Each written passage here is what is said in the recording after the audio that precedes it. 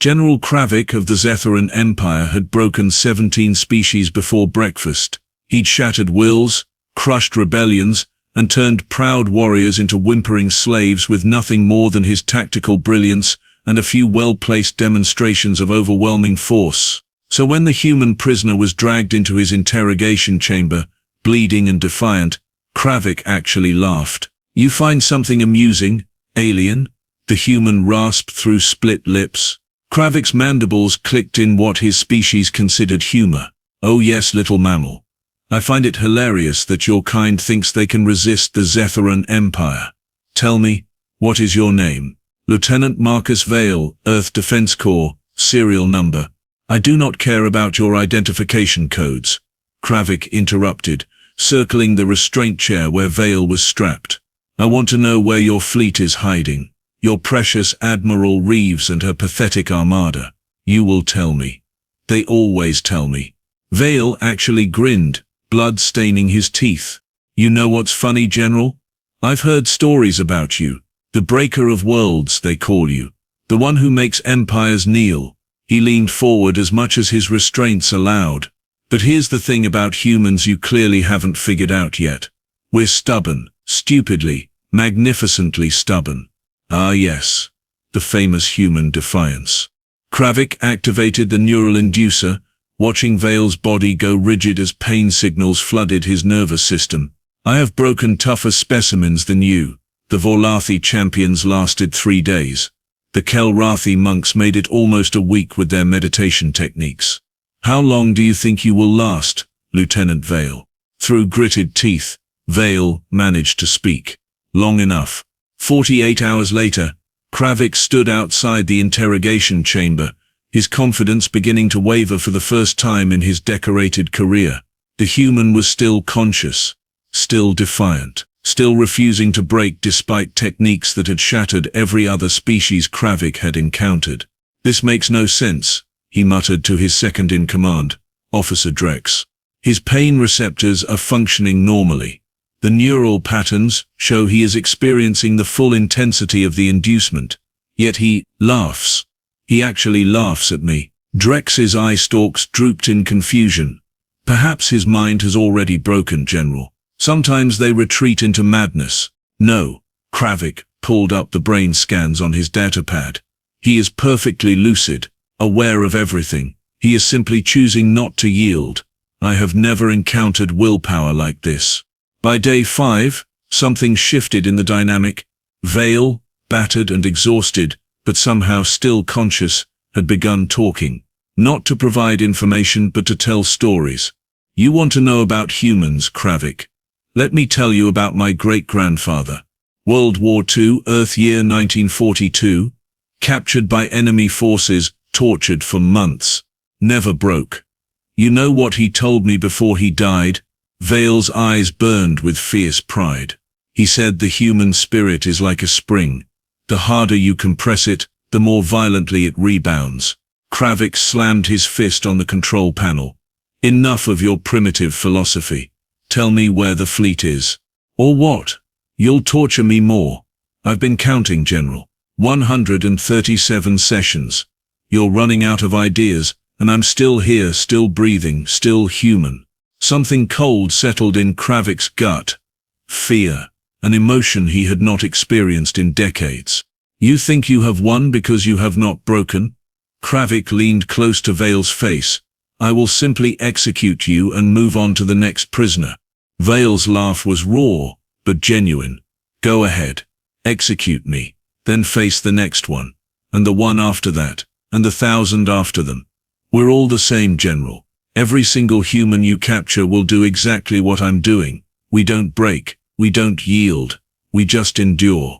And while you're wasting time trying to break us, our fleet is preparing, planning, coming for you." "Impossible. No species can maintain such resistance across an entire population. That's because you've never fought humans before." Despite his injuries, Vale managed to sit straighter. "We're the species that climbed out of caves and touched the stars. We're the ones who looked at impossible odds and said, 'Watch me.' You picked the wrong species to conquer, General. You really did." Kravik left the chamber, his mind racing.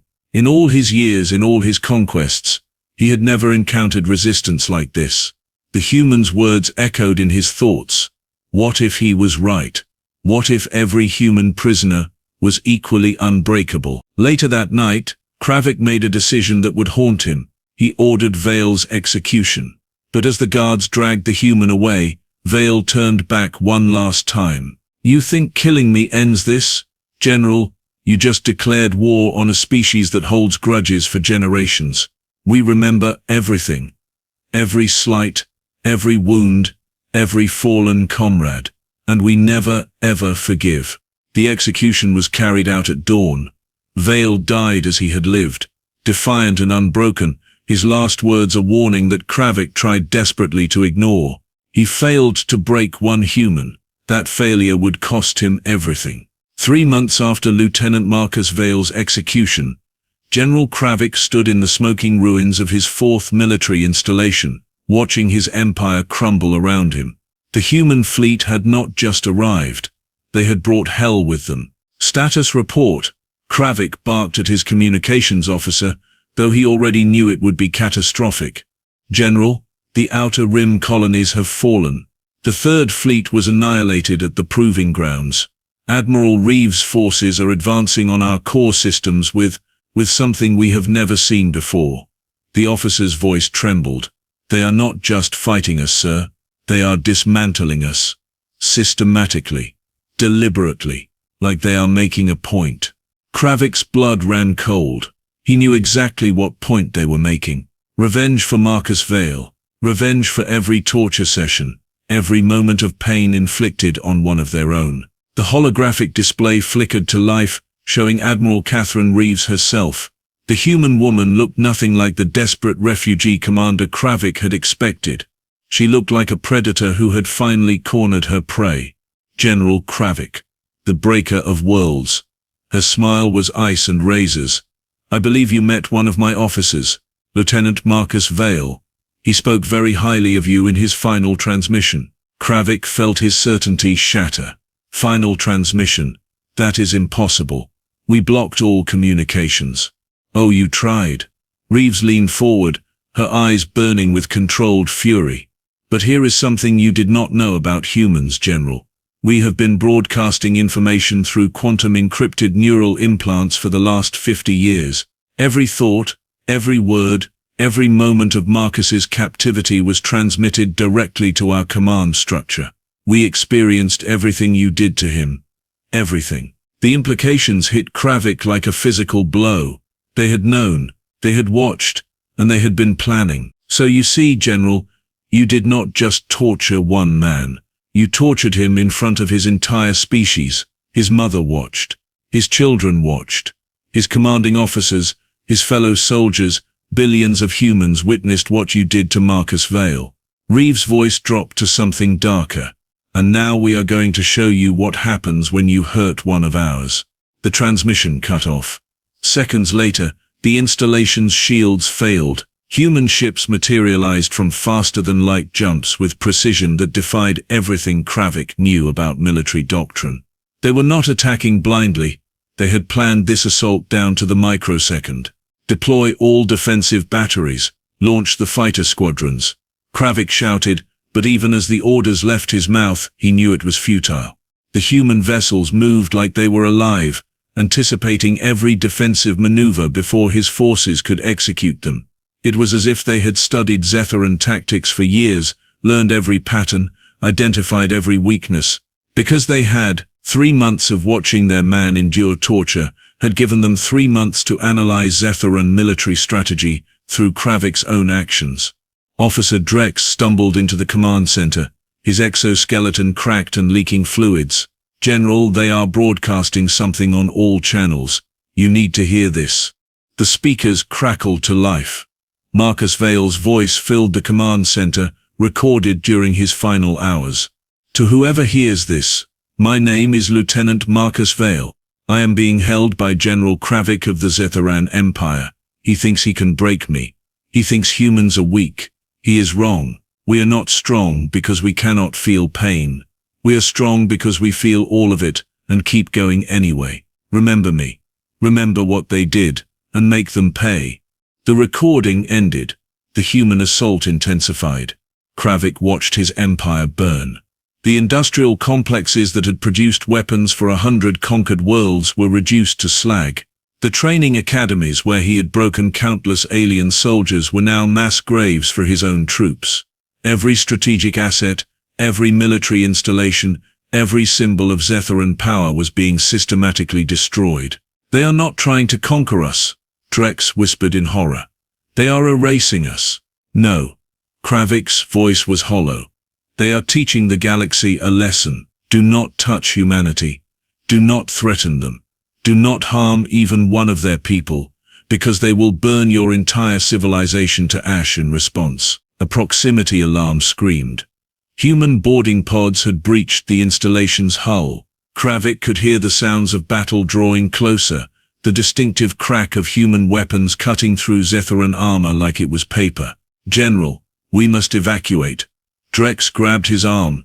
"To where?" Kravik gestured at the tactical display showing the complete collapse of their defensive perimeter. "There is nowhere left to run. They have already won." The command center doors exploded inward. Human marines poured through, their armor covered in Zethoran blood, their weapons trained on every target with deadly efficiency. They moved like a single organism, covering angles and eliminating threats with the practiced ease of veterans who had fought 1,000 battles. Admiral Reeves walked in last, stepping over the bodies of Kravik's personal guard. She holstered her sidearm and stood before him. This human woman who had orchestrated the downfall of an empire spanning 30 star systems. "General Kravik, you are under arrest for war crimes, including the torture and murder of Lieutenant Marcus Vale, Earth Defense Corps." She paused, her expression hardening. "You wanted to know how long a human could last under torture. Marcus lasted 5 days. Now let me show you how long a Zethoran Empire lasts under human retribution. Spoiler alert. Not very long." Kravik looked into her eyes and saw no mercy, no hesitation, only the cold certainty of justice being served. He had broken one human and thought himself victorious. In doing so, he had unleashed something far worse than any military force.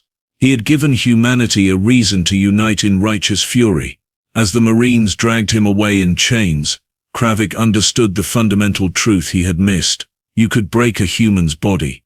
You could torture them, hurt them, even kill them. But their spirit, their stubborn refusal to yield, their capacity for vengeful memory, that you could never break. And that was what destroyed empires.